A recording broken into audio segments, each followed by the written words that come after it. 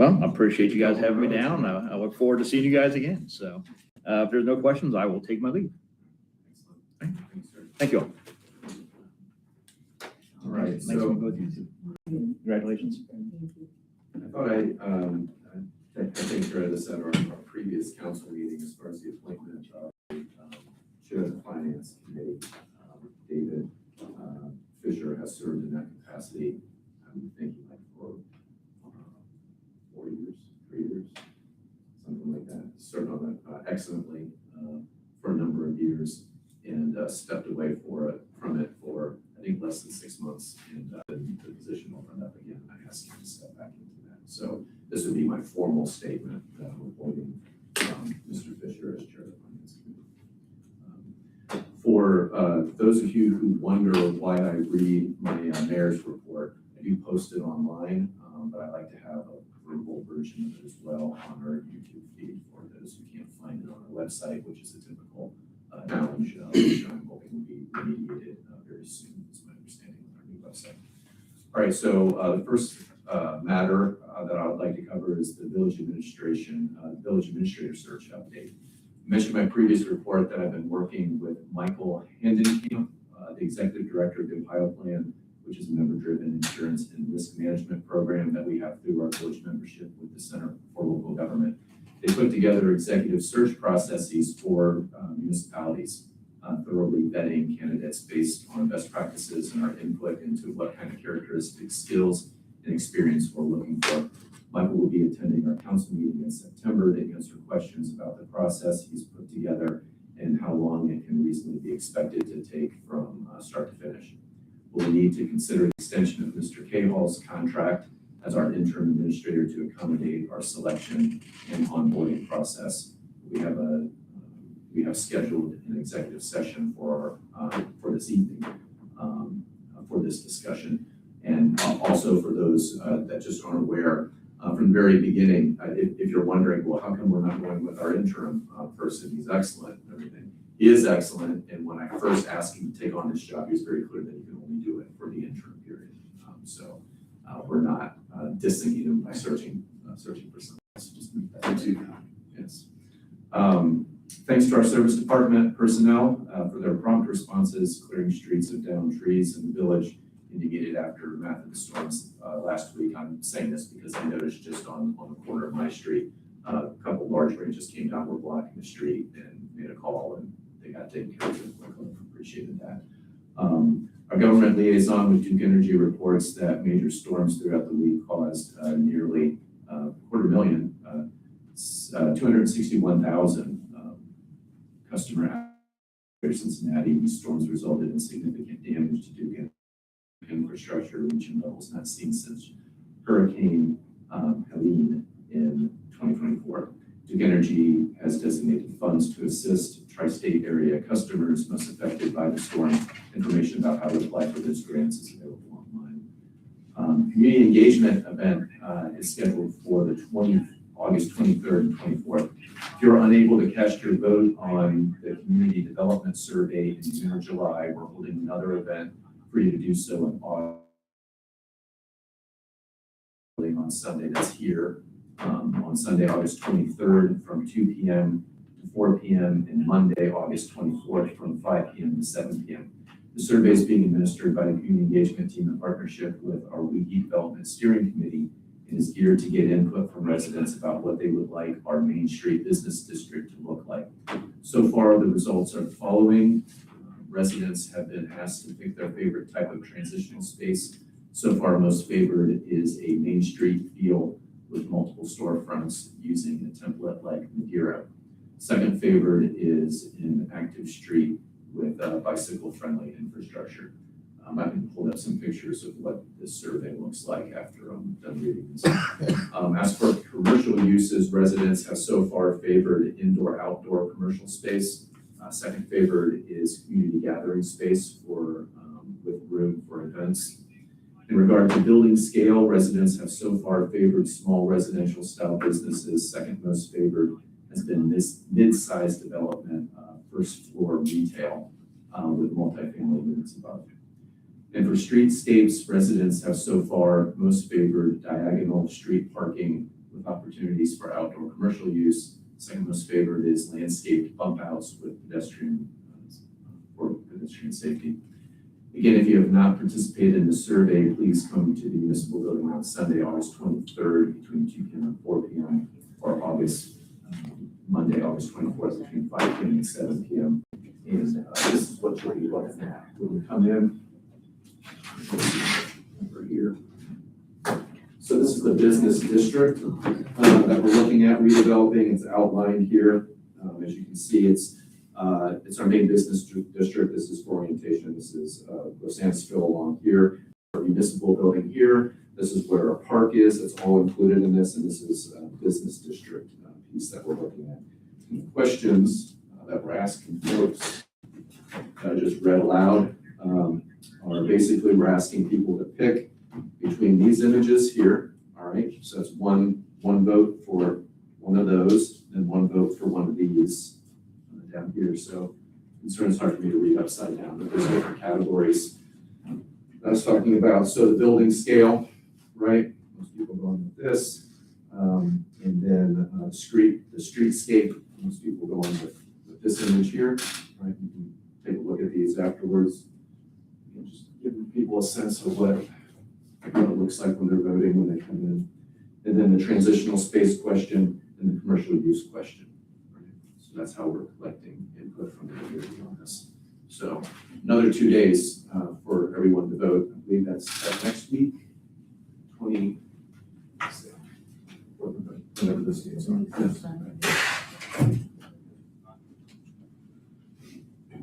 All right. September recreation event, which was mentioned by Chief Meter. There's been a request from former council member Danny Knipp for the village's support of a Bengals versus Steelers tailgate gathering at Volunteer Park. This is very much in the planning stage, and we're trying to expedite that process. I've asked our administrator to meet with Danny and work with the head of our service department, our police and fire chiefs to explore the details as thoroughly as needed. We'll get more details out to you as they are discerned, hopefully in the next couple weeks. Next week. They're meeting next week. Correct. All right, in memory of Terry Donnellan. Terry Donnellan and his family law firm served the village for over 40 years. He and his father before him are responsible for writing most of our village charter updates and laws. I met Terry when I first joined council in 2013 and worked with him for over a decade. I remember him as a joyful personality, always happy to provide the alcohol for the celebration of newly elected officials or staff retirements. I also remember him as a calming and steady counsel during intense legislative debates in council. Terry was born in Cincinnati and graduated from Moeller High School, class of 72. He received his bachelor in law degrees from the University of Cincinnati. He and his law firm served our village up until about 2 years ago. And Golfman is deeply grateful for his service and the legacy he left enshrined in our charter and ordinances. Terry's funeral mass was Saturday, August 8th, and I have a proclamation honoring Terry Donnellan's service to the village of Gulf Manor.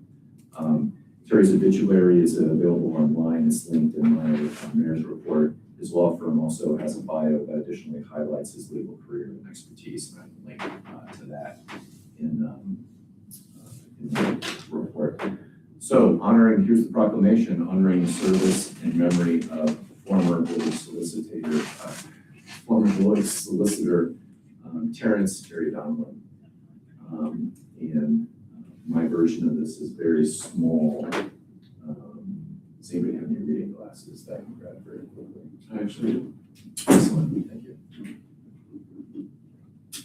There's a copy of this proclamation in my mayor's report, which is available online. All yours. Thank you, sir. Very good. Okay, whereas Terry Donnellan dedicated over 40 years of distinguished service as solicitor for the village of Gulf Manor alongside his family's law firm, Donnellan, and Miller. And whereas Terry Donnellan and his father before him played a foundational role in authoring most of the village of Gulf Manor's charter and ordinances, leaving a lasting legacy enshrined in the village laws. Whereas Terry was born in Cincinnati, graduated from Archbishop Moeller High School in 1972 and earned his Bachelor of Law degrees from the University of Cincinnati. And whereas throughout his decades of service, Terry served as a calming and steady counsel during intense legislative debates, demonstrating an extraordinary work ethic, a sharp legal mind, fairness, and integrity. And whereas Terry brought a joyful personality and warm camaraderie to the Village of Gulf Manor, earning the deep respect and gratitude of council members, village staff, and residents alike. And whereas Terry passed away on July 30th, 2026, leaving behind his beloved wife of 50 years, Joyce, his 4 children, Molly, Megan, Jeff, and Annie, and 8 grandchildren, as well as an extended family and a community that cherished his leadership and humanity.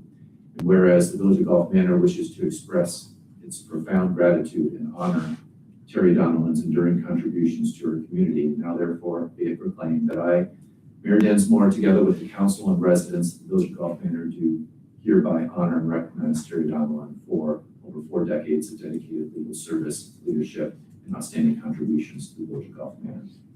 And I would ask for a motion to affirm from council. Is there a second? Second. All those in favor? Without objection, it is unanimous. Thank you. Right, and that's the end of my report. So I'll turn that over to our president. Regarding the Yes. process of hiring an administrator, does council have input? Yes, I'm bringing in the person who's putting together that process to answer any questions about that. If there's any concerns about the process, I'm hoping that council will speak to that. When would that be? That will be at our next council meeting that Tuesday. We'll be our guest, and we'll have that on the agenda. And as needed, we can have an executive session as well. Any further questions on the mayor's report? Thank you, David. You can actually administrators report. Oh, yeah, sorry. I jumped right ahead. Administration report. Thank you, Mayor. Members of council, welcome our 2 new members this evening. Congratulations. And once we have email set up for you fine folks, Mr. Saban already have yours, and Ms. Goldstein will have you started in the morning. I apologize in advance, and may feel like you're drinking out of a fire hose. I'll be inundating you with some stuff, and try to coordinate some time to maybe get everyone a little more oriented and up to speed on things, because there's a lot going on. As council is aware, there was a little bit of a report that went out to the Mayor and Council a few weeks back regarding our community reinvestment area program. Staff will be recommending the council consideration of legislation to amend that program.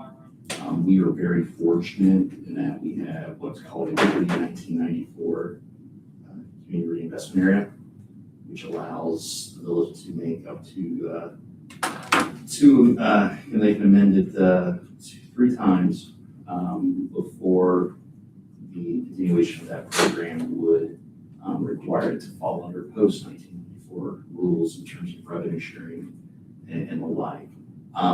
Just for the folks here and our new council members, the community reinvestment area was actually something that statute was something actually created back maybe in the late 70s here in the state of Ohio. But the purpose of it is for redevelopment, promotion of redevelopment, and the promotion of investment in housing. Although it also gives a great benefit to non-residential uses, commercial and industrial. But how the program works is that, let's say the mayor has a house here in town and he's going to put on a building petition. Just making something up, Your Honor. And let's just say, to keep the math really easy for me, the county auditor says his house is worth $100 today. Well, once he builds the addition, now his house is worth $120.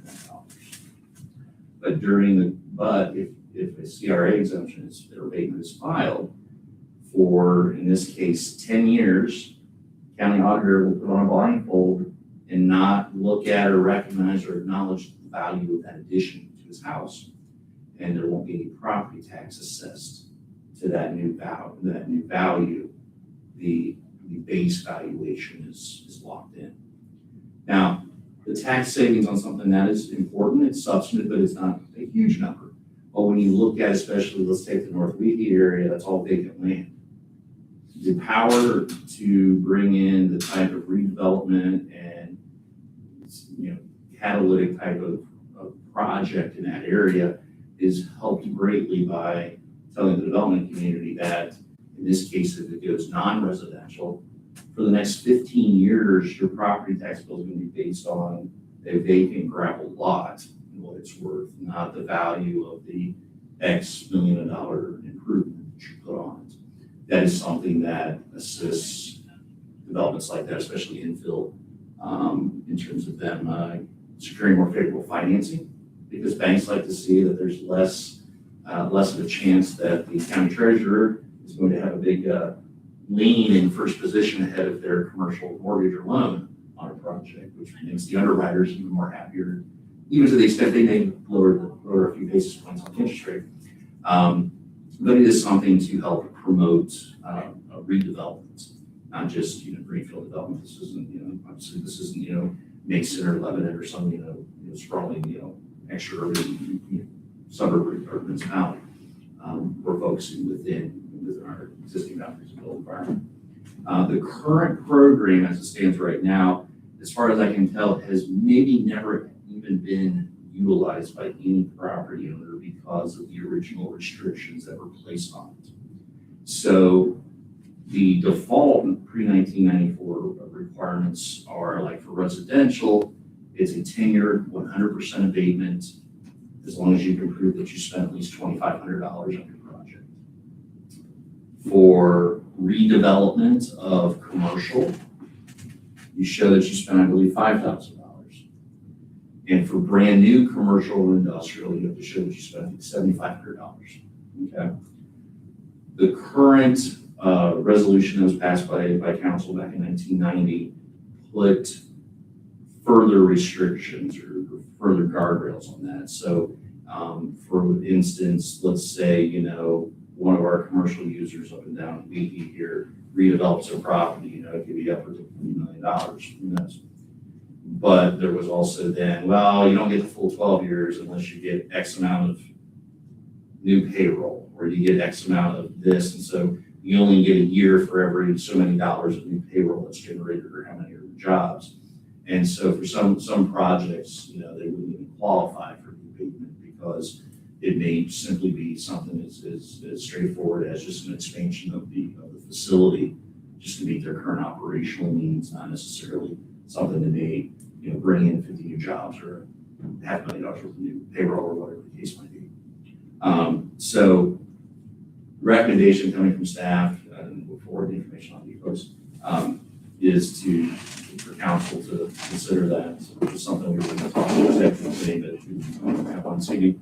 I wanted to raise that with all council as folks start moving on.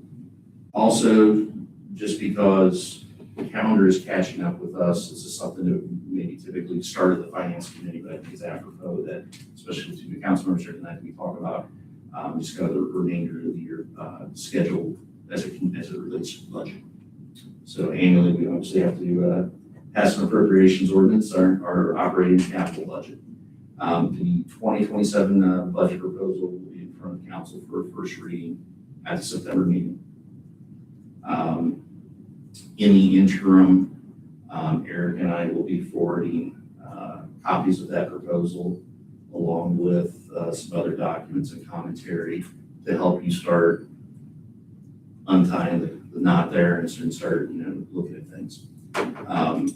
There are, as you will see in the information packet that will be sent to you, there are a couple strategic, I won't say long-term, it's near to medium-term policy or decisions that council will need to make as good stewards of the public purse. One is related to fire and EMS services. So Mr. Save and I were talking earlier today, as council has been made aware, under the terms and price of the new contract extension with Deer Park Silverton, At the end of next year, we will not have sufficient revenues in the fire fund, the fire levy fund, to pay the entire annual contract price. That gap will start at around 125, 100 and change, and at the out years of this contract, we'll be close to $200,000 a year. That at present, the only option to fill that gap will be to pay the rest of it out of the village's general fund. So, and that is a sizable transfer out of the general fund for something the general fund has not had to carry ever. And so there will be some options presented to council as to how you may want to address that if it is council's druthers to do so. And it's important to bring it up now because it does have impact on perhaps some of your 27 budget decisions in terms of spending.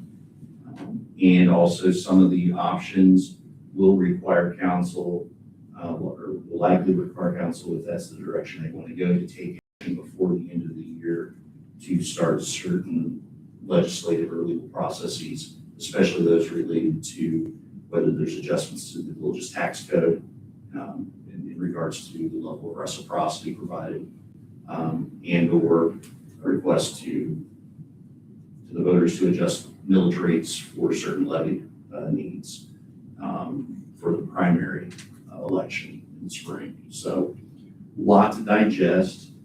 Recommendation of staff is both of those are some fairly heavy hitter stuff that it may be best that you folks are the bosses. Instead of maybe initially getting into the weeds at a finance committee, it may be more beneficial because at the end of the day, everyone needs to probably hear the same information at the same time and chime in at the same time. I think that's a very healthy process.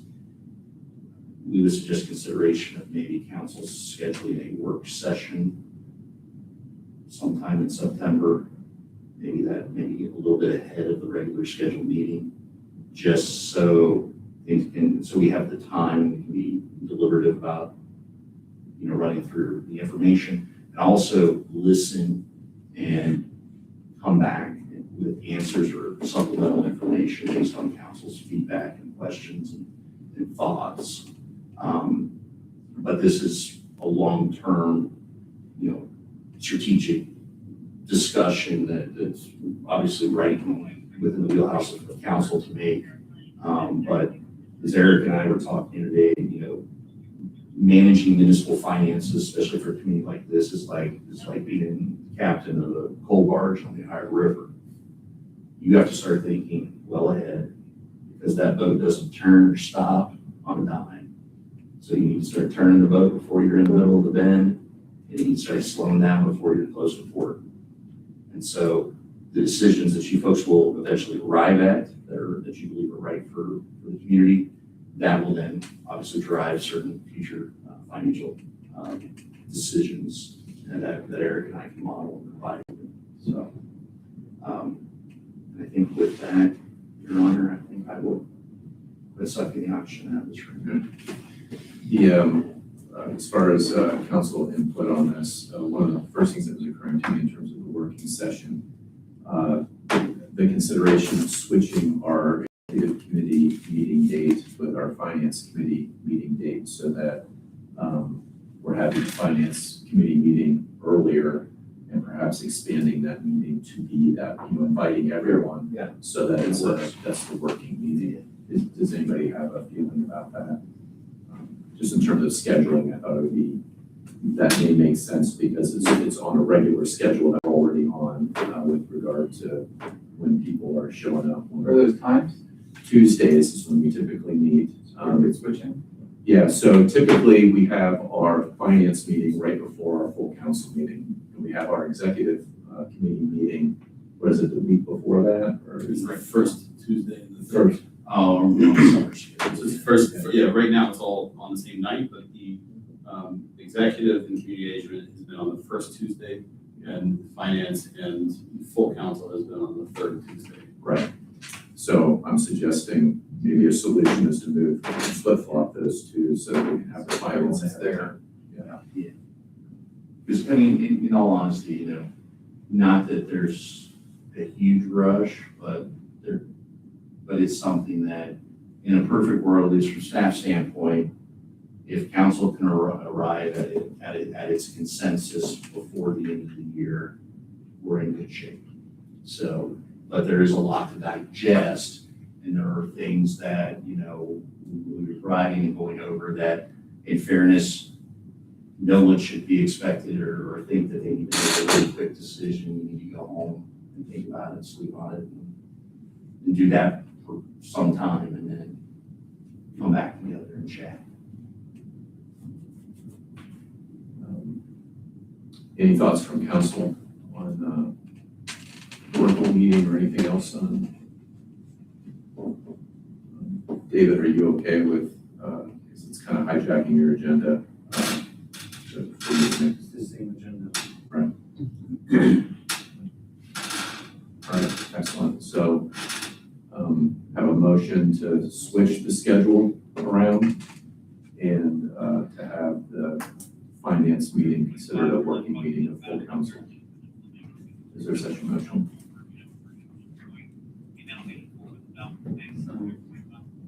Is there a second? All those in favor? Sounds unanimous. Thank you. All right, We'll bring And just make sure while you call the work session that you send out a special meeting notice. I'm already ahead of the council. excellent. Okay. Legislative report. Sure, there's a police report there, but I don't see Chief Reed here. So I'm sorry, This would be Guys, I'm getting used to our new format, and without all the lines and blocks, I get lost really easily. So Chief Reed did provide a report. It is online. I'll touch a couple points there on his behalf. Where did I find where that report? Here we go. Okay, so the first thing is that Chief Reed is reporting no major crime trends or critical incidents at this time.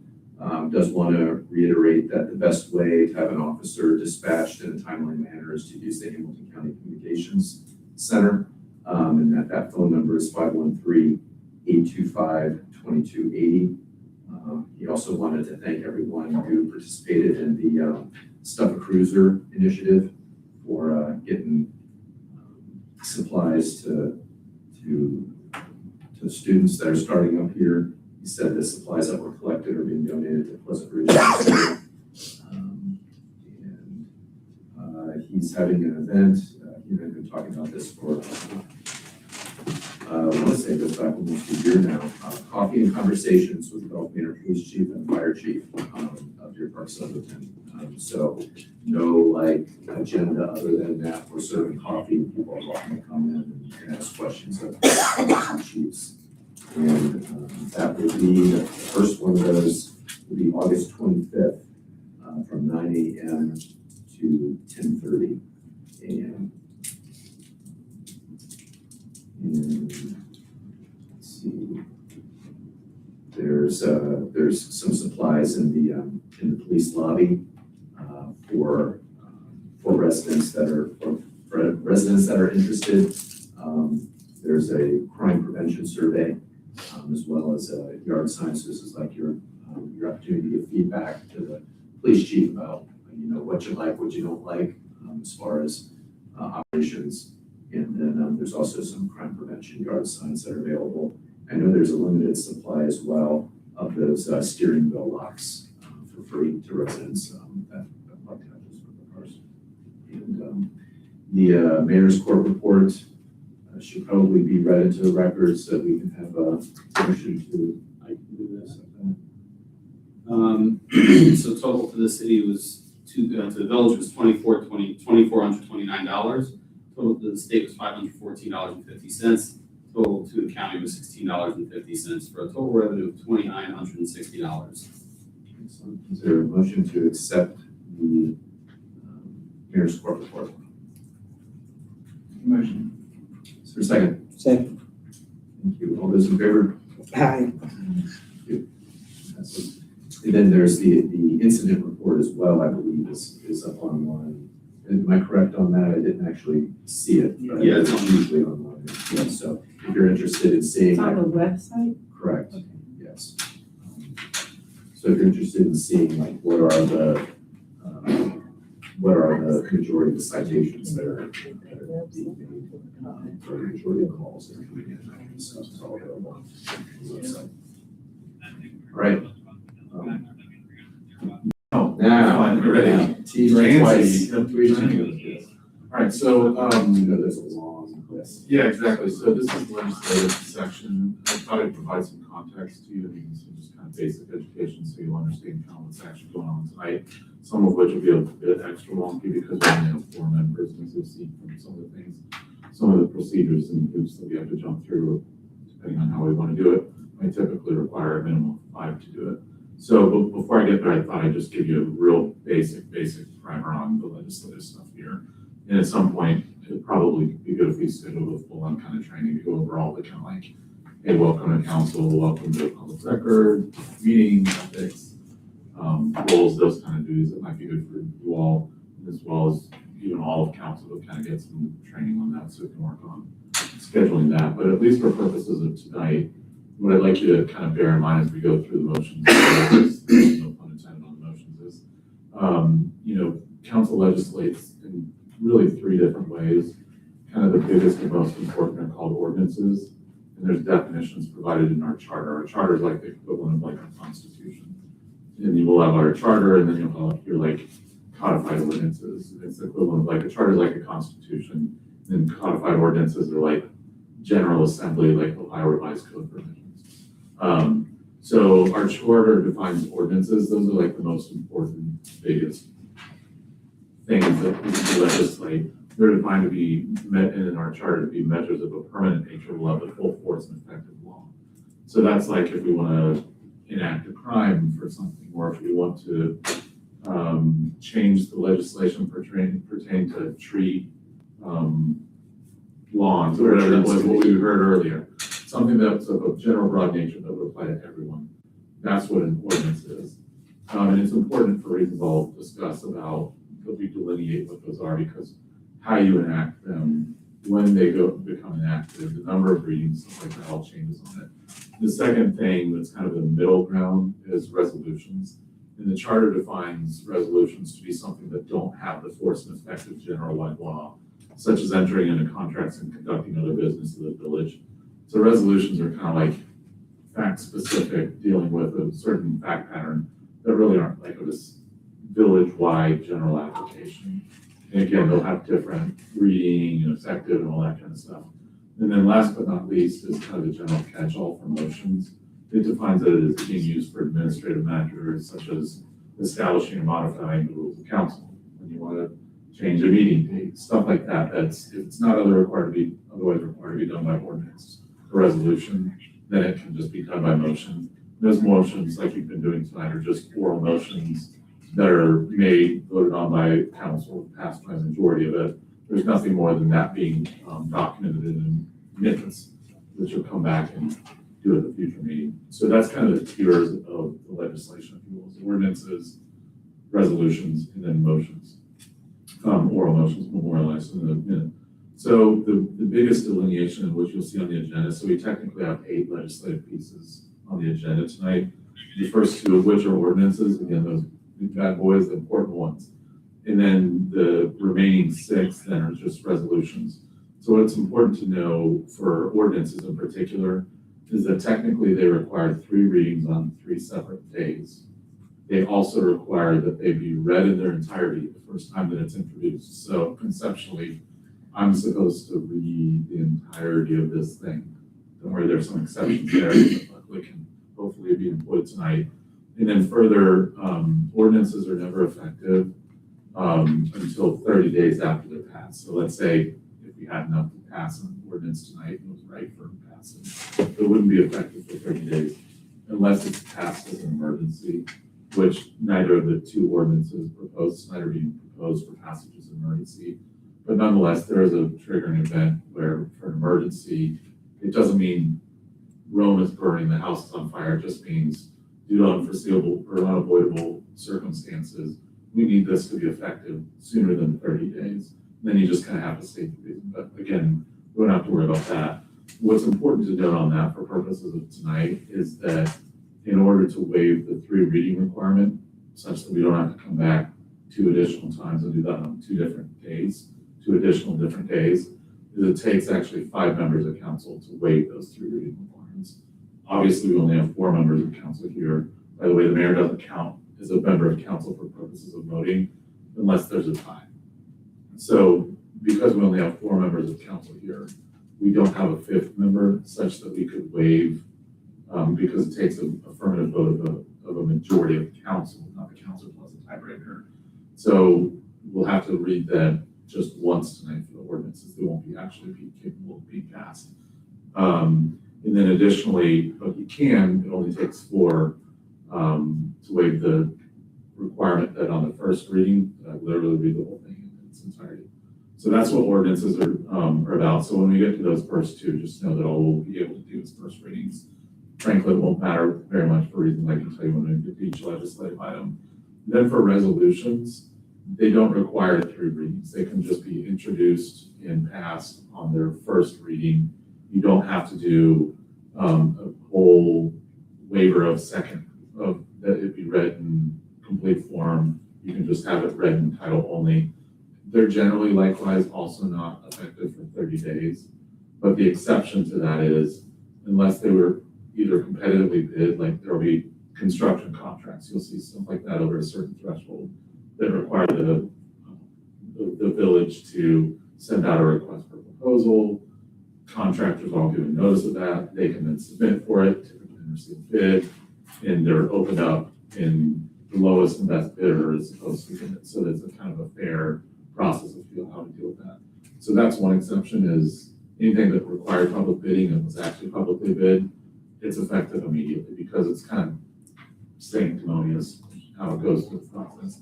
The other is if what you're doing didn't even require it to be competitively bid.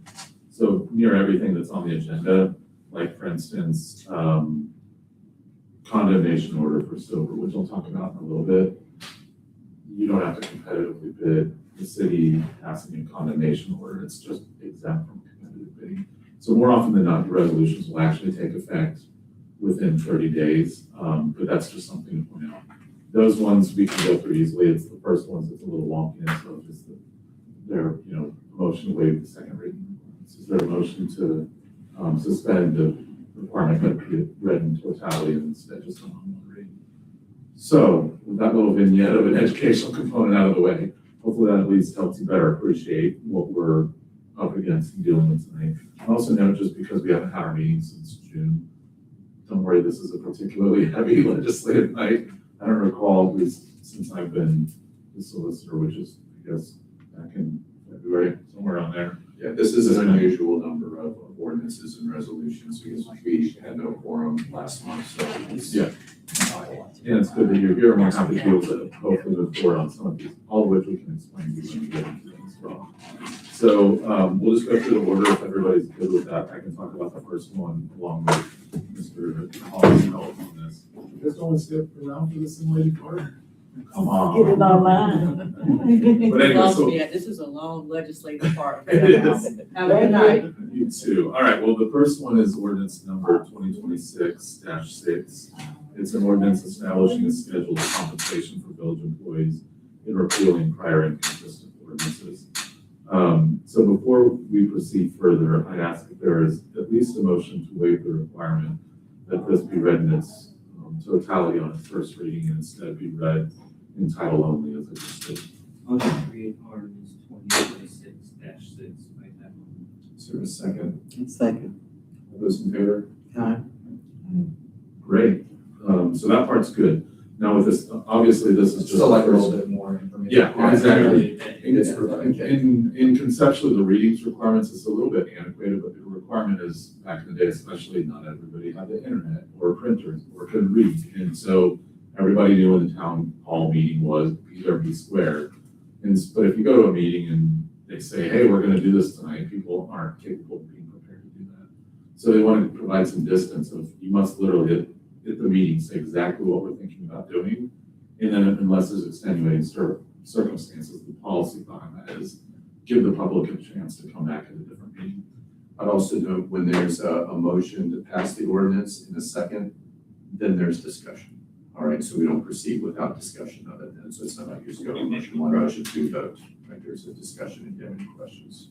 Yeah, we can go over all that in further detail with training, but conceptually, it's, if nobody's gonna make a motion and nobody's gonna make a second, there's no point in even discussing it because it's incapable of passing, so why bother with it? So that's typically why you'll have it done that way. Okay, so we literally just did the waiver of the reading of the entire thing in its totality. Tonight is just the first reading, but Mr. Cowell, if you wanna go into kind of what you're looking to accomplish with this. Yes, so Mayor, members of council, before you for first reading is an ordinance for council's direction to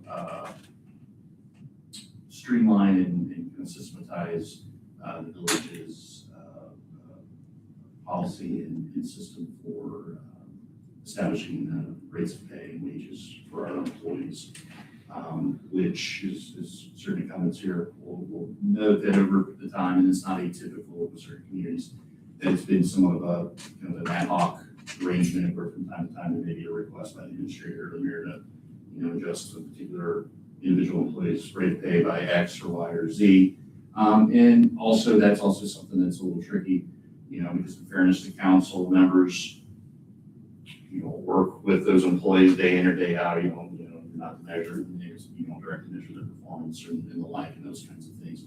And so from a fairness and equity standpoint, when I first came here, was directed to propose to you folks a standardized wage and compensation ordinance. So what is before you and how we got here tonight was that village staff, we did a comparative analysis of where our current pay ordinance levels and ranges were for all of our job classifications, all of our employee positions, and compared those to similar communities in the region.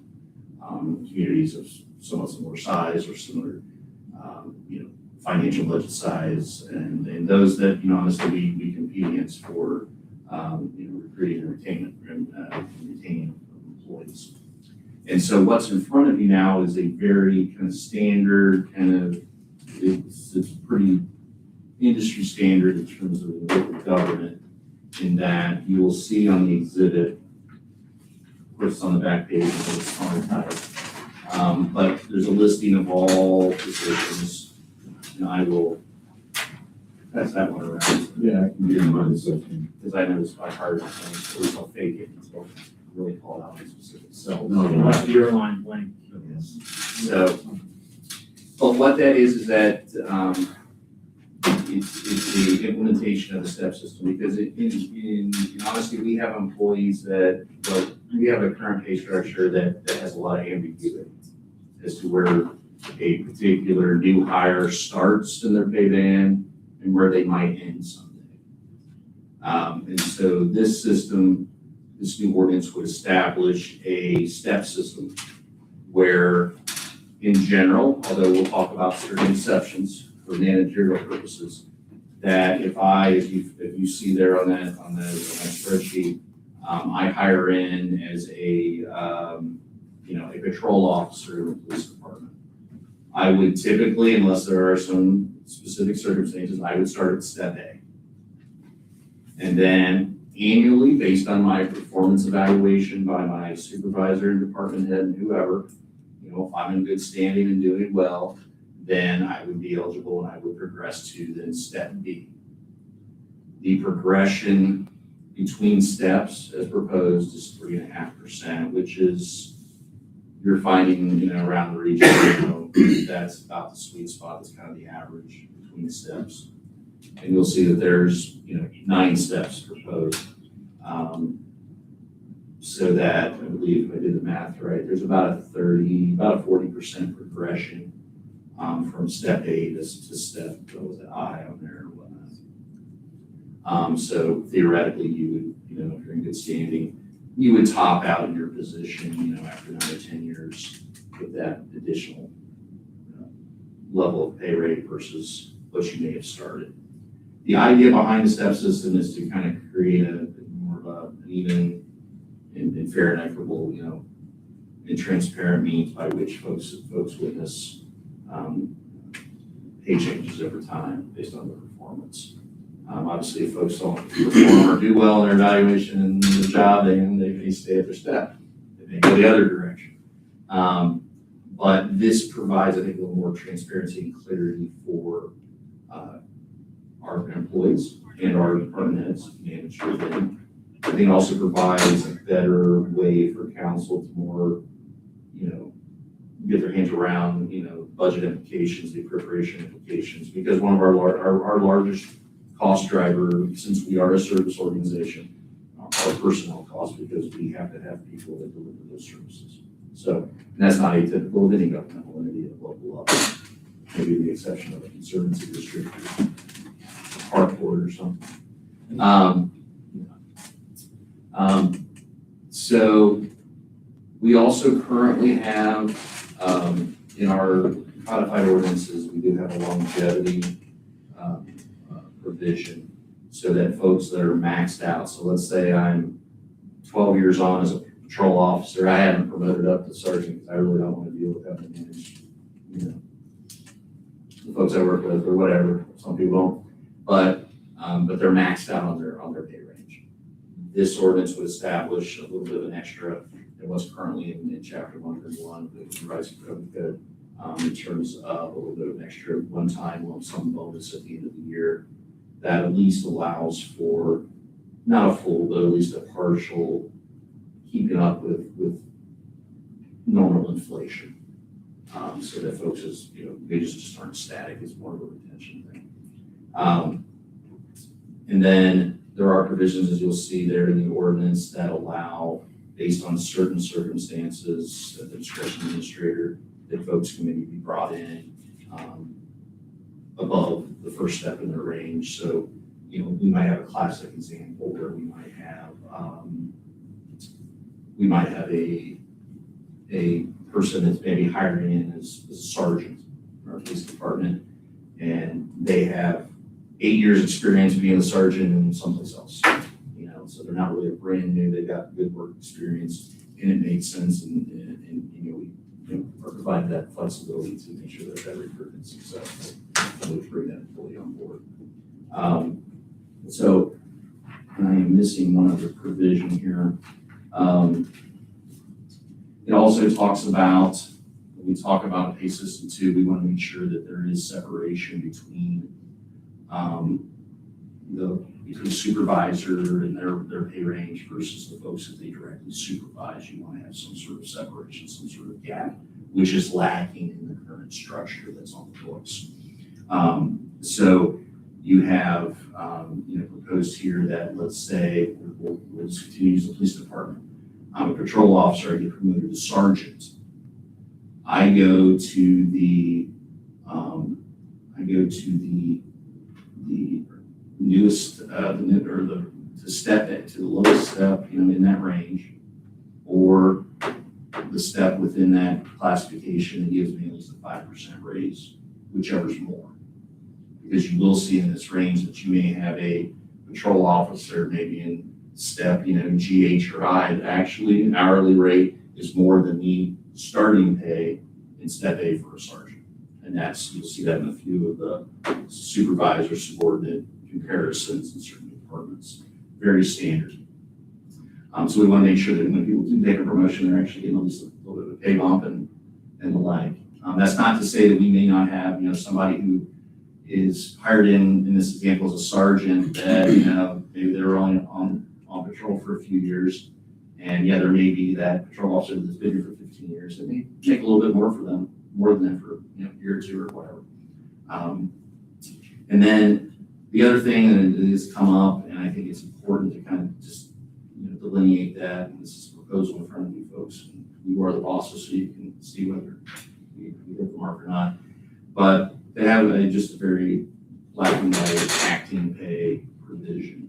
So when We have employees that maybe because their department head or supervisor, their supervisor department head is maybe on extended medical leave, or there's gonna be a prolonged vacancy, or whatever the case might be, that for folks that are directed or asked to step in and be that acting, supervisor, department head, position for more than 30 days straight, that they get a temporary pay bump commensurate, with that, new responsibility and the like.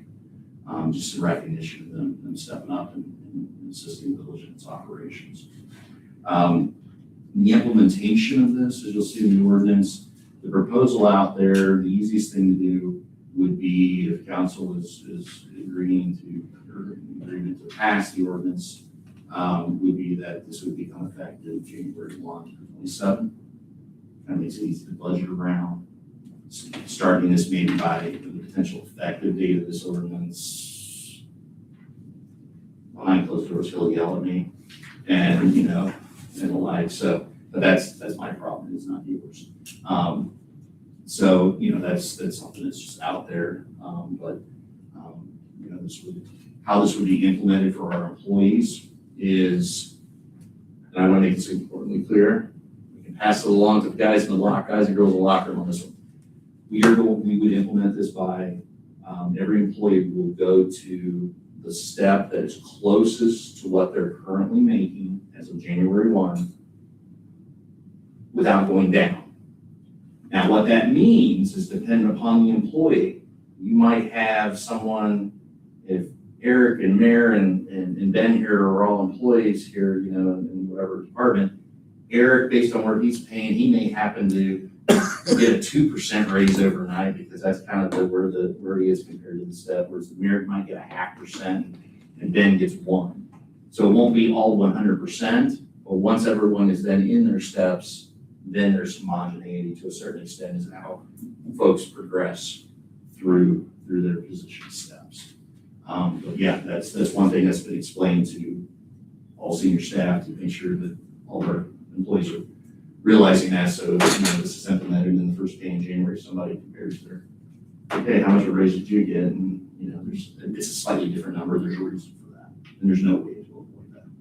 But with that, I will answer any questions. I know it's a lot to digest. I've had some further context that the text of this legislation, proposal legislation was passed out to all the council members to begin to digest, right? And again, it's we'll have at least 2 readings, right, of it. So don't feel that if you forget a question tonight, that there's going to be a consequence of that. You have another reading of this as well. And by the next meeting, you'll hopefully have a full packet and it has a staff report that goes along with it. It explains a lot of this stuff, and you'll be able to see it and go, oh, okay. So, any more questions, comments on this? You have to read it first and then questions or comments. Nope, I literally already read it. That's it. The other question is that we always look at these pay ordinances and it never includes the mayor or council into any raises or any ways of tacking up with inflation. I would like the administration to look into that. Yeah, I've been working hard here for years. Yes, yes. So more than happy we will do that. The Mayor and I will have some discussions, and some things.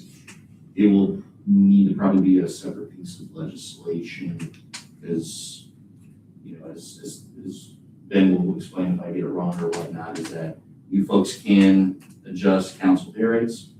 The only thing is that you don't get them unless you then serve a subsequent term after that change becomes effective. So, or whoever is in this group, serve those new terms. But yes, that is something, I do agree that is something that based on what some research I've done, I don't think they've really been touched since maybe at least the Reagan administration, back. So, yeah, it could very well be since the beginning. So, so yes, we'll get on that. Trying to think. No, yeah, I know exactly where we're starting. And bear in mind, this proposed legislation will become effective until January 1st, even longer than the 30 days. So if we all, conceptually, not we all, not all the voters here, but if you all need additional time, we have plenty of time. So I'll ask if there's a motion to pass the first reading of this legislation. You don't even need a motion to pass it. All you need to do is what I already did, which is just quite literally the reading. Oh, okay. Yep. I thought we had to vote 3 times, not just the reading. Nope. All right. Yep. All right, so unless there's any other questions, I can move on to the second piece. We're all good? I have a quick question. So I had it on the agenda and I didn't see the officer here. But there was, we have a new police officer to swear in. And I'm wondering, was he in here tonight? What was the last name, sir? Beasley? No, sir. Okay, yeah, I thought so. I'm sure when Chief Reed comes back, he'll be in contact with you about it. Right. Very good. All right, turning to the second legislative piece, it's ordinance number 2026-7. And that is an ordinance approving an electric aggregation agreement with an electric supplier recommended by Energy Alliances, Inc., authorizing the village administrator to sign the agreement on council's behalf, suspending the charter rating requirements and declaring emergency. And while it's presently read, it does include emergency language and the rating requirements being waived.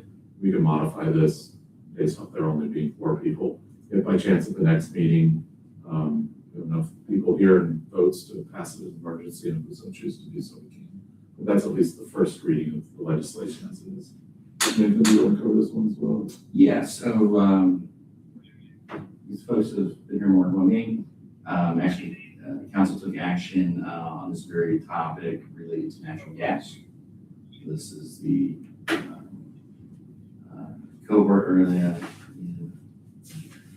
partner to this, and that, this is for electricity. So you may see on your Duke bill, that, Duke Energy may be your generation electric provider, in terms of actually generation of power, not just transmission or distribution. But like for natural gas, the village has taken upon itself, for state statute, to collectively bid on behalf of the entire community, all of our natural gas customers in that case, and go on the open market to see if we can find prices for our residents that are cheaper than what Duke's default rate is. And that has been the case as of late, and actually we're doing that with natural gas right now. This is now for the electric, so beyond asking Duke, what's your price gonna be for the next year, or however long the bid's for, we also go to other energy providers across the country to get pricing from them. And instead of you or I going as individuals, we're coming at them with, 4,000 people and how many other customers and the like. The way it looks right now, this may be, something that never gets executed. The Duke price actually looks to be probably going to be cheaper than is on the open market right now, but we won't know for sure until next month. But this gives the village the option to try to find some utility cost savings for our residents. This is completely turnkey. Our residents do not need to do a thing. They are opted in unless they look at their Duke bill eventually and decide, I don't want to pay less, or whatever the case may be. I want Duke to provide my energy. But Duke, per PUCO rules and the like, regardless of the generator or the energy, they still handle all the billing, all the accounting, and all the back house stuff. So from a resident standpoint, you still think everything is Duke Energy. Back in the day, CG&E or whatever we want to call it today. And so this is just something that we do as a good governance thing to try to help our residents save some. This one's really exciting. What's the length of time? Typically, the contracts in the open market, meaning Duke, are usually 12 months. Depending upon things, it's typically 12 months.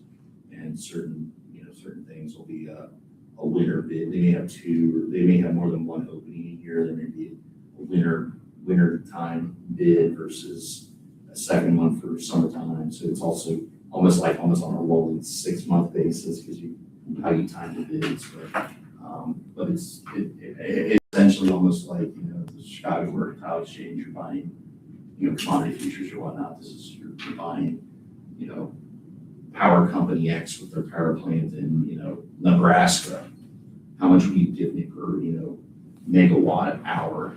And then we go to another power plant maybe in West Virginia, ask the same question. And then, So this legislation is authorizing our village administrator to handle that. exactly. And again, this is just the first reading, which we're incapable of having more. Actually, in that capacity, I did read it in resolution by title only. So would We ask need a motion. if there's a motion to approve, Motion. to waive the second, or the reading into totality of the plan. Is there a second? I second. All those in favor? Very good, thank you. All right, avoid that one. Any other questions? Otherwise, this will be on the agenda next council meeting as well. All right, so hopefully we'll start speeding up. I know it's getting a little bit late for you all. Once we pass the ordinances, we're in the resolution section. These are all resolutions that you guys quite literally are capable of voting on tonight if you feel comfortable doing it. And we're happy to explain all of it. If we don't to the extent, we can perhaps table some of these or talk about how else to try this. So I'll just start speeding through the next one. The first is resolution 2026-14. And that is resolution ratifying acting position bonus payments and authorizing the temporary adjustment of compensation for the position of chief of police. So for this one, we're kind of trying actually to kill 3 birds with 1 stone. What happened is the prior police chief, maybe around the middle of last year, no longer was filling the position. So we appointed Captain Reed at that time, as he was, to be the acting police chief as well. As part of that, as we've done with a different position that also had an acting, someone was filling as being the kind of de facto acting administrator at that time too. The intention of, I think, all of council, frankly, was that they be provided, kind of a supplemental payment for the additional duties that they were taking on, because they were still doing their job once the job was being the acting police chief in this case. So as it pertained to now Chief Reed, he was given his first quarterly bonus, which is what they did, in the amount of $2,250. And then came time around to give him a second bonus, and that's when, about the time when Nathan was coming here, and realized that although the finance committee had discussed approving the quarterly bonus system, it never actually made its way to full council to be voted on. And if you're gonna pay outside of the regular pay ranges and all those things, it requires council to vote on that. And additionally, in going through the selection process, Chief Reed's salary at the time is below necessarily the pay range as it is now. In the pay advertisement associated with the new police chief job is above the range that we actually currently have on the books. So the 3 birds that we're trying to kill with 1 stone is ratifying first the payment that Chief Reed already received for $2,250. The council approving the additional quarterly supplemental payment in the same amount of $2,250. And then 3, also setting his pay until we can get to January outside of the pay scale as it currently exists. And if you notice, what will happen is he'll be set at, on that pay range scale, if you look at the annualized version, which is the top set of data, that it's got a pay range which will take effect there on January 1st between $9,000 and $118,000. And he's proposed for coming in at $106,891, which will be step F.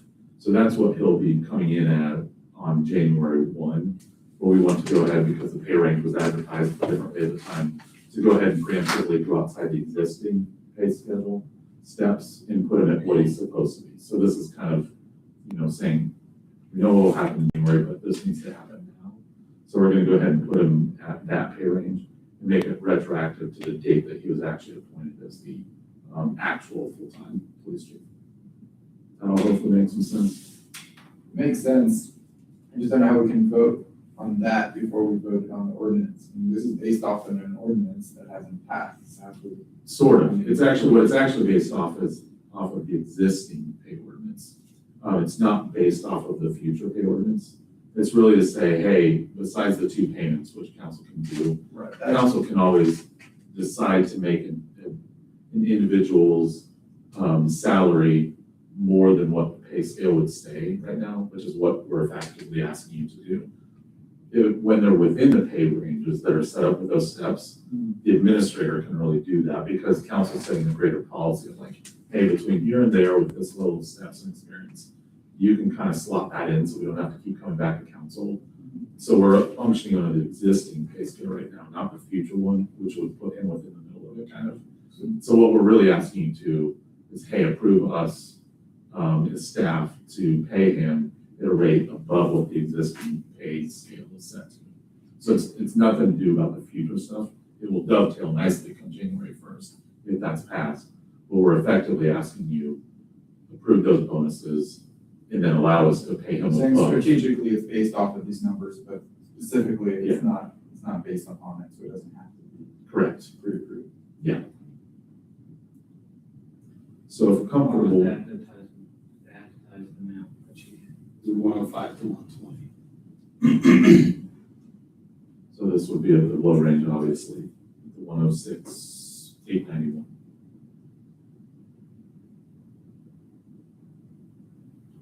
So if there's a level of comfort with it, feel free to motion second, discuss, and what you do. Is there a motion? Motion to pass resolution 2026-14. Is there a second? Second. Any further questions on this? No, this also was legislation that was passed out to all council members a number of weeks ago for folks to kind of digest, which you haven't had. Haven't had the privilege of. Right. So, but to that point, I really appreciate what our interim administrator has done with regard to the council culture, making sure that those communications are going out well in advance. So council members aren't in this position of just seeing legislation for the first time when they're coming in.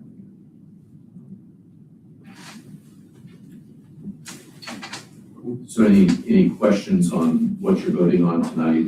If there's anything that you're uncomfortable with regarding it, certainly speak to that. And we'll have the administration try to address it as best they can. I don't have any questions. It's more just like putting out there, this is the flattening of ordinance, the first one establishing the employee wage scale. This is obviously 2 very big, debate strategies within the global economy world.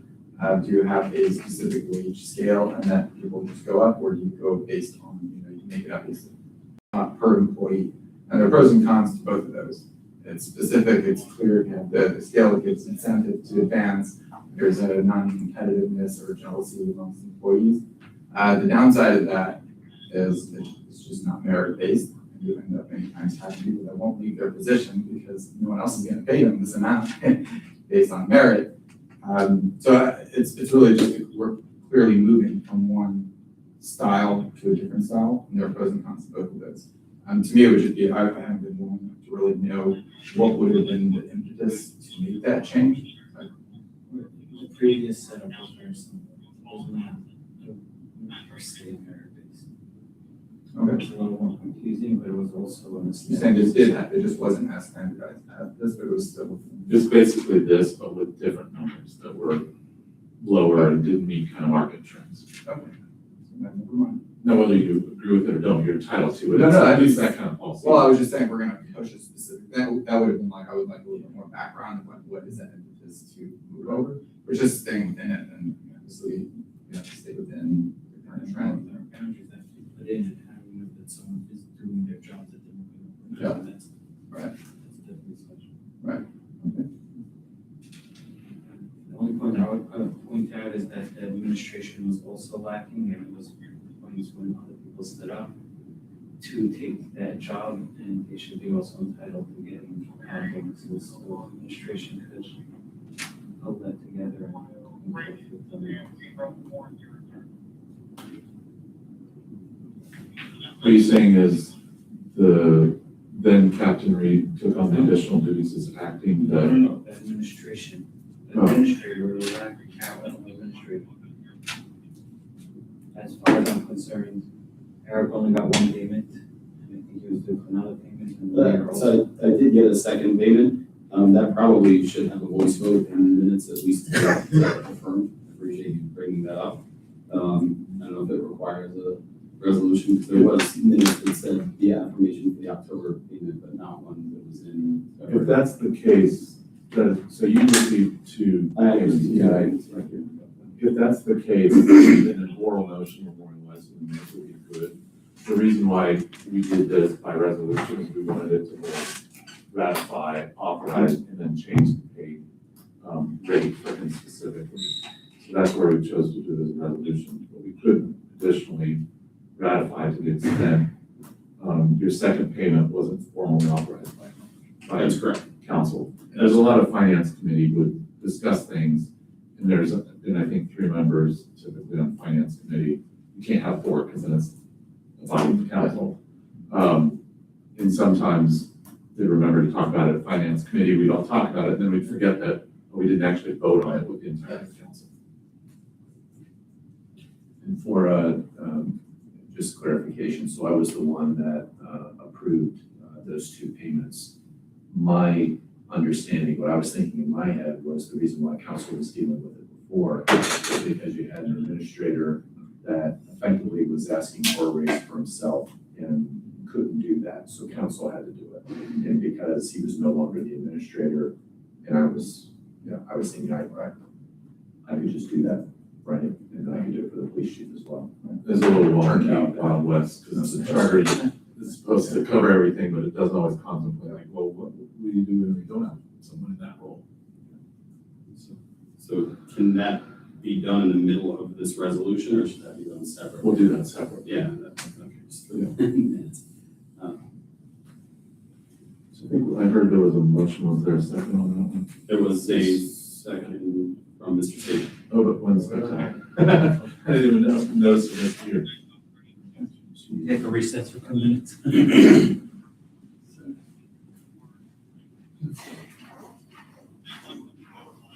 There's a good way to pause the stream here.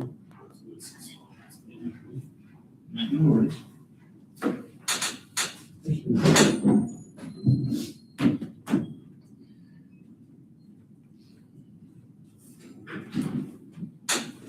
David saw you left, so you just took off.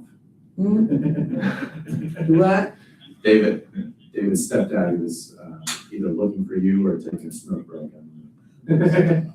I went to bed, but I was right there. What? You weren't paying attention. So should I go find him? No. This is- Maybe he went to the bathroom too.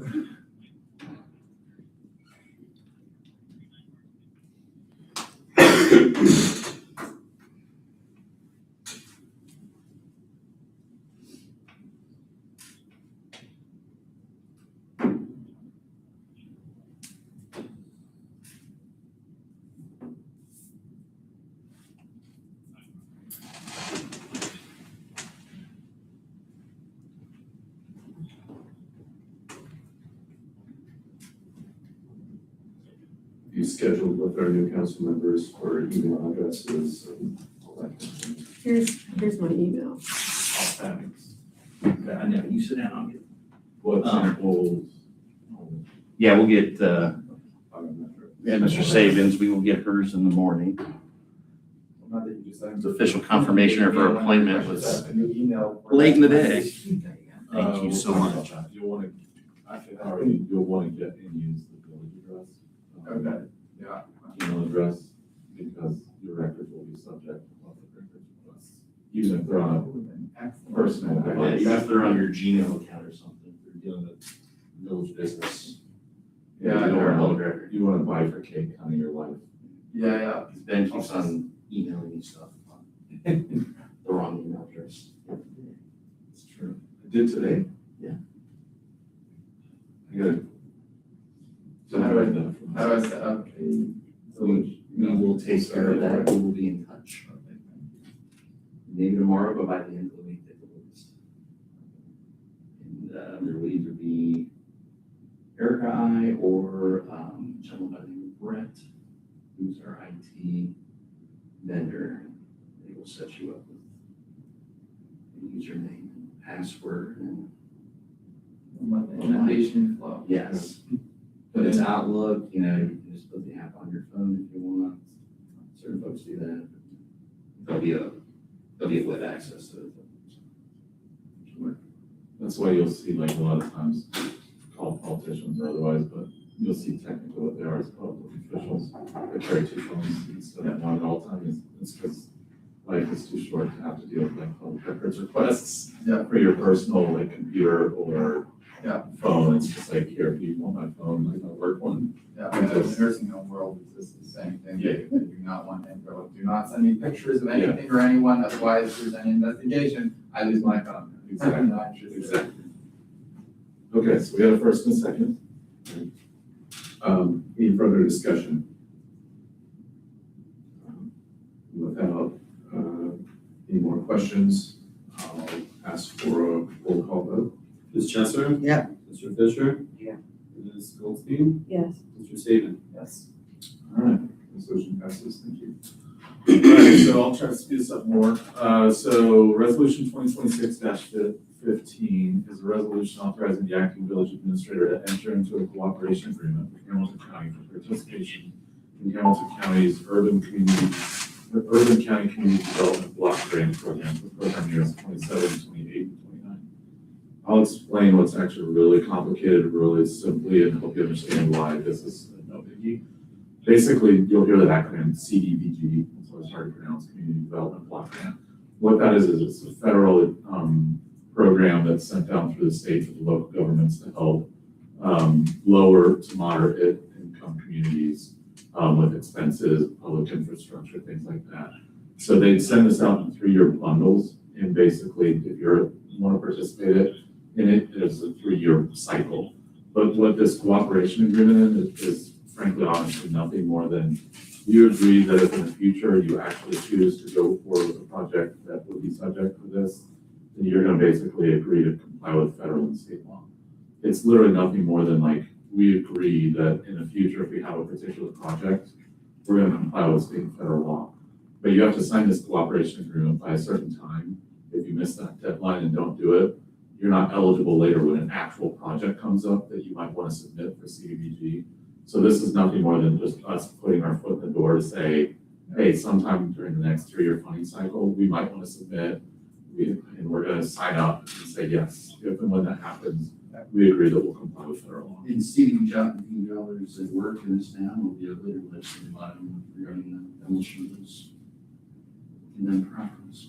So that's it's federal government perfunctory stuff.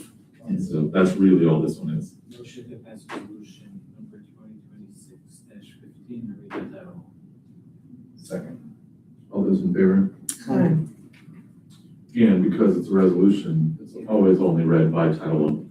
Yeah, okay. And belts and suspenders, it doesn't matter. So then, let me, ask for a roll call vote then. Oh, I'm sorry. I was thinking just by title, but we were doing both of them. So, Ms. Chesser? Yeah. Mr. Fisher? Yeah. Ms. Goldstein? Yes. Mr. Saban? yes, thank you. Resolution 2615 passes.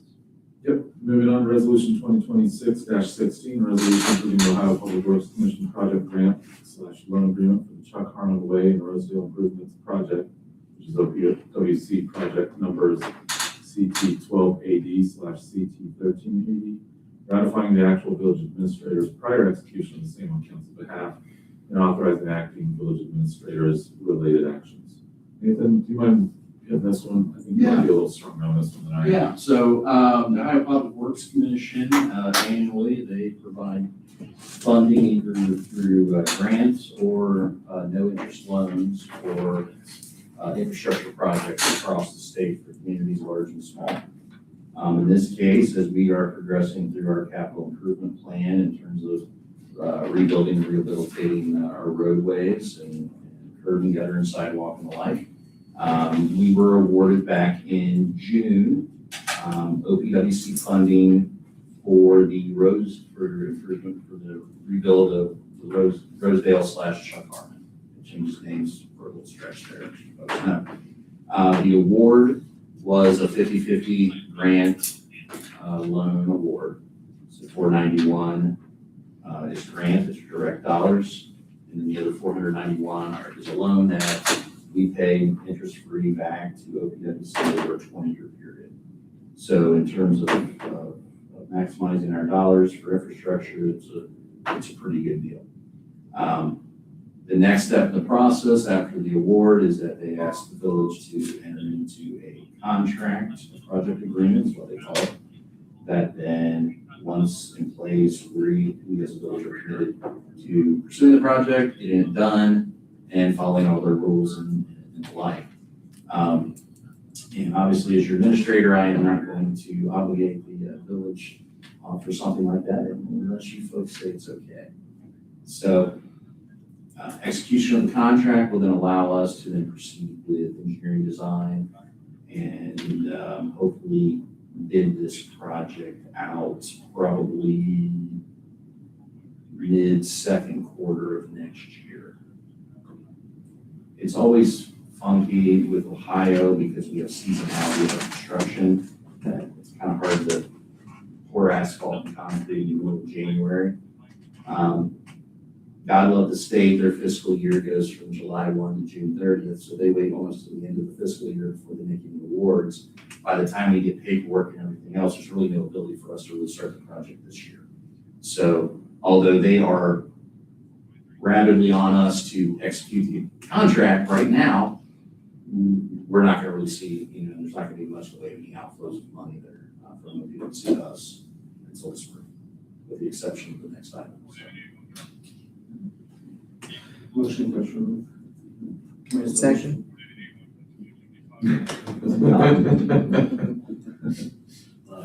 No one paying attention at that. It's 2026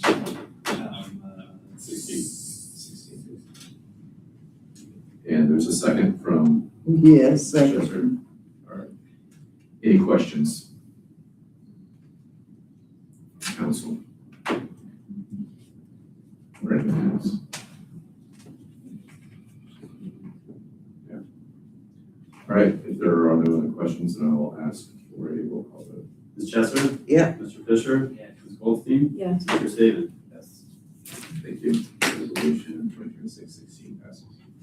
Next is resolution 2026-17, which is a resolution authorizing condemnation and demolition proceedings for property located at 6065 Stower Avenue and 6066 Stower Avenue in the Village of Gulf Manor. So I can take this one. So I'm not sure if you're familiar with these two properties, but they're basically more or less abandoned, structurally unsafe, two-story, multifamily residential dwellings.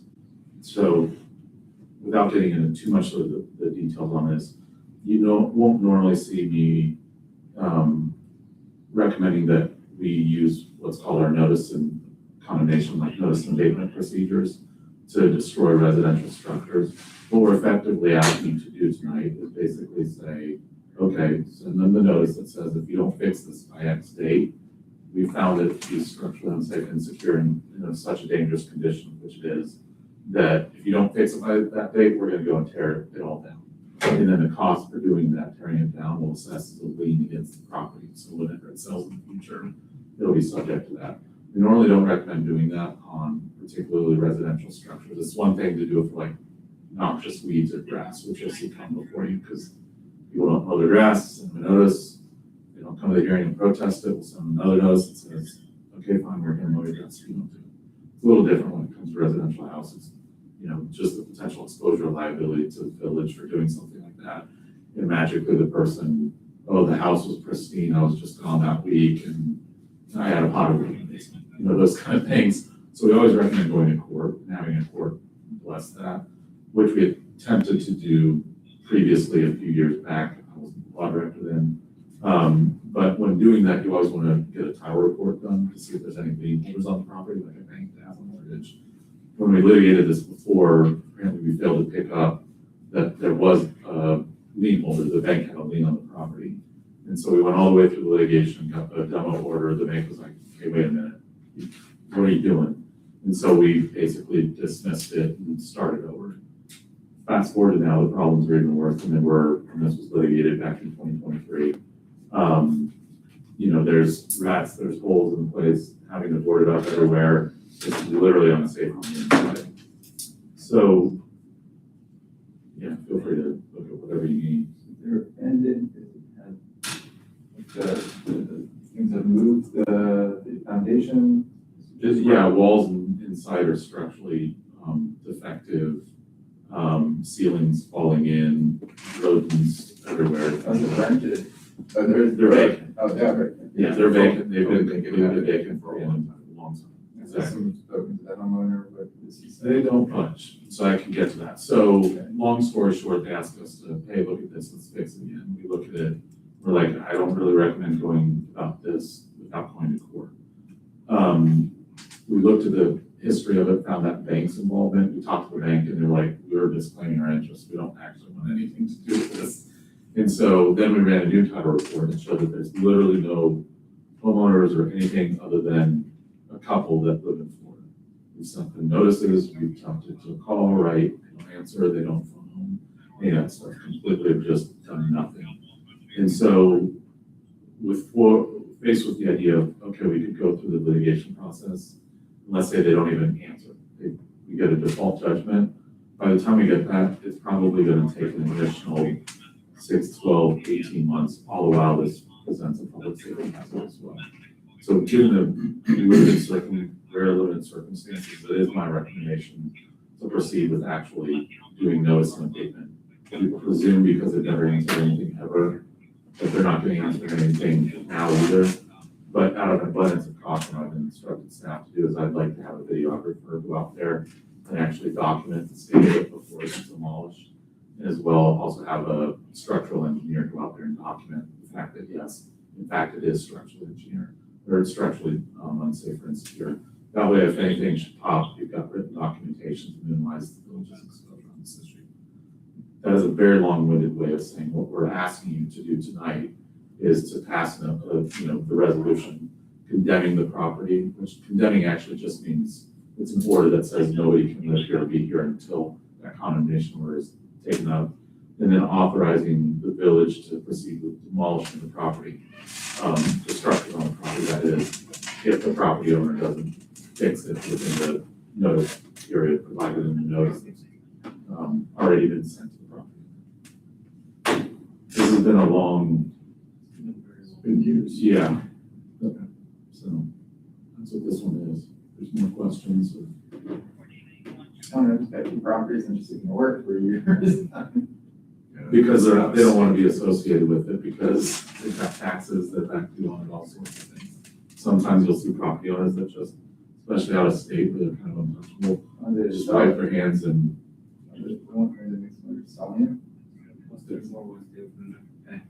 It's negative value, quite literally. It's uninhabitable, you have to do a remediation. What's the next step after that? We knock it down, now it just sits here forever because we don't do anything? Or is there another step after that? We can talk about that. So the next step would be, is that we would then work with the county land bank to proceed with a tax foreclosure on the property. Yeah. And then a tax foreclosure, if it doesn't sell, land bank can just give us the property and we can redevelop it or, otherwise deal with it.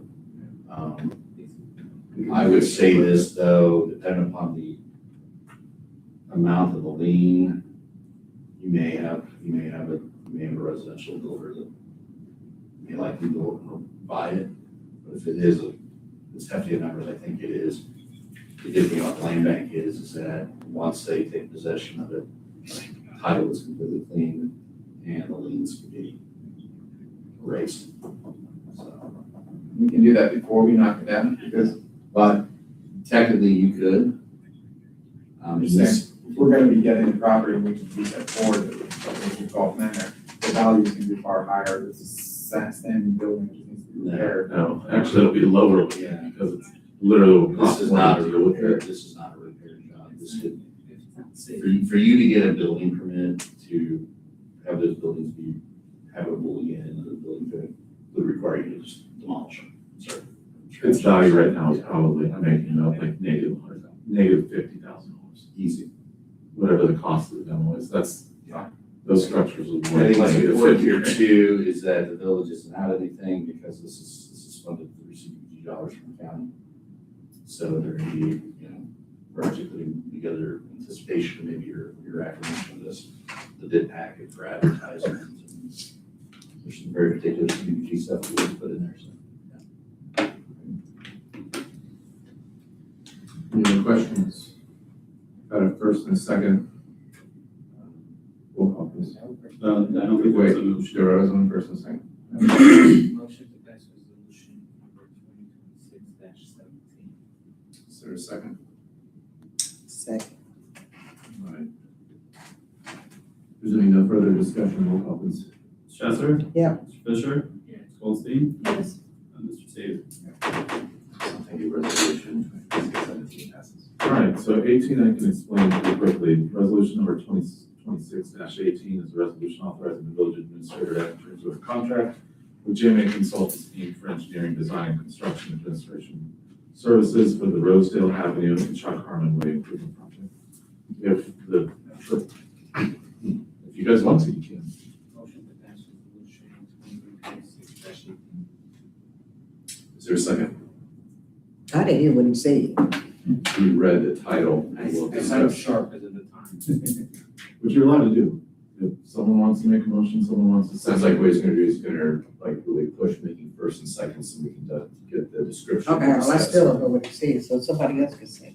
Okay. You can talk a little Is there a louder. second? I apologize. Why That's are we okay. trying to get rid of it? That probably was just a work with him in the past and we're just, Yeah, so if you remember earlier in the agenda, there's the Rosedale Avenue and Chuck Harmon Way improvement project that we approved stuff on. Right. What this is effectively asking to do is to hire an engineering firm to do the professional design and all that kind of architecture, those services, those kind of things. we understand, but we're saying we're trying to waive the bidding process. Why are we specifically trying to? is this something we It's don't not wanna do? subject to waiving. Good question. Is, or Why really. am I not making your noise today? So this firm, has been the village's, you know, contracted engineering, civil engineering firm for some time. But in this case, and it was part of the grant award dollar amount, their engineering cost was included in the cost estimates, is that the village could rightfully go out and submit or solicit an RFP for responses by, you know, civil engineering companies all across the region. Very unlikely that we would get a lower number, only because this firm was the one that compiled the original application, is done and conducted most of the preliminary engineering and survey and everything else, and is very familiar with it. So this is, you know, the recommendation is to go ahead and continue that. Okay, I second it. So there's been a first and a second. There's been some explanation and conversation. Is there any other questions on this particular resolution? Roll call, please. Mr. Chesser? Yeah. Mr. Fisher? Yes. Ms. Goldstein? Yes. Mr. Sable? Excellent. Resolution 2026-18 passes. The only thing I'll add there too is all the other ones were exempt from, like, competitive bidding didn't apply to any of the other ones. Here, competitive bidding also doesn't apply, but it's because they're professional service. The concept is a little bit different, like when you're gonna hire a lawyer or architect or whatever, that there's some discretion in whom you might want to hire, as opposed to just someone who's gonna build you the widget at a particular time. So it's also exempt and will be effective immediately, but it's because it's exempt as being professional services. Last and maybe least or not least is resolution. Actually, if I may interrupt, Mayor, members of council, I apologize. I would respectfully request that this actually not be acted on tonight. I was gonna. Because I had Same it in my thing. mind, because I had it in my mind that this was going to be I was gonna ordinance. table it. Yeah, and we are still gathering comments and thoughts from members of council. We are not ready, and I apologize for that. Do we need a motion to table it? Motion to table resolution 2026-19. Is there a second? Very good. All those in favor? Aye. Excellent, thank you. And again, my Moves to apologies. legislative session. I had it in my mind it was going to be 3 readings. Right. We're not ready. Yes, no, we're not. And I am done with the legislation. Sorry for taking so much time on it. Excellent, thank you. Was there an executive committee I'm presuming there's an executive committee report that was submitted, posted online? No? Okay. Community, finance committee? No report? We want to pass the package now, or should we? Just wait till the next meeting, just to leave it in the finance, that's okay. No, we'll do the next month, and that's reconciled through that month, so that should be good. So September meeting? September meeting. No objection. No objection. Community engagement, I spoke to that already in the mayor's report. Anything else with it? Oh, actually, I do know, bingo size. Can you speak to that? That's We Thrive. That's We Thrive. Okay, sorry. So We Thrive report. Huh? We Thrive report, please. Okay,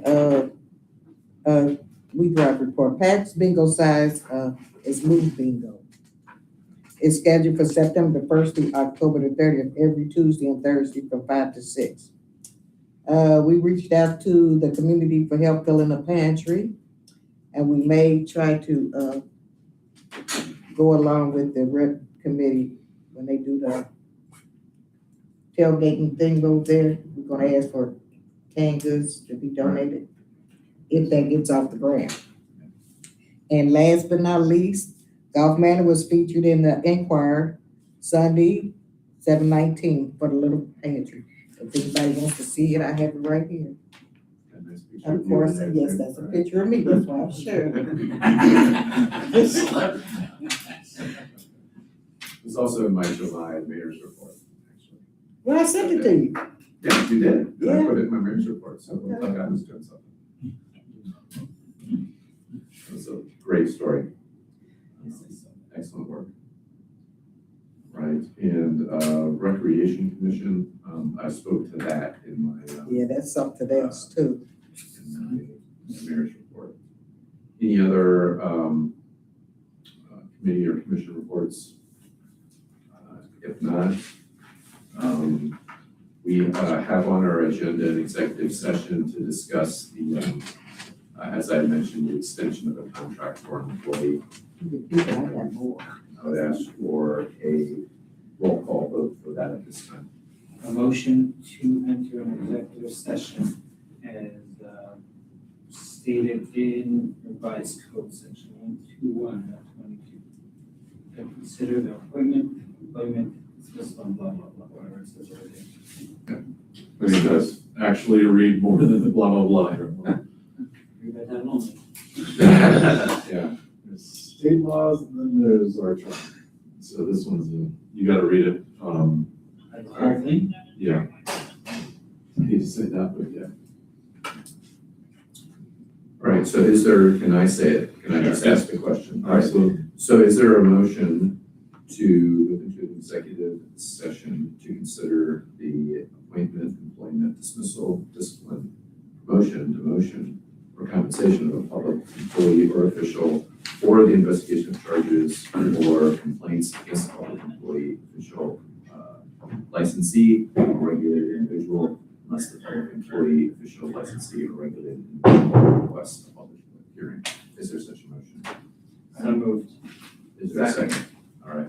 You guys wanna talk about me already? And we gotta do an individual roll call. Yeah, we'll need a roll call vote on this, please. You guys, Yeah, Mr. Fisher, Yes. Goldstein, Yes. Mr. Saban. Yes. Excellent. And do we want to can we take a little break if anybody needs to use the bathroom? Or just, I'm just gonna close the door. Okay. Who are we including? Just. I would say we'll go ahead and we'll include Nathan in the beginning of it, and then if, can we do that, and then kick him out if we need to? whatever it wants. Yeah, that's what I would suggest. All right, so we'll keep our hand. The police department is in charge of closing the doors, securing the building. It's ours, the doors are locked up there.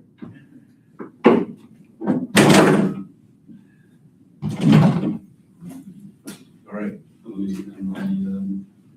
Yeah. Stream here, Uh-huh. can't forget that. Now, this is usually the time when I start strolling.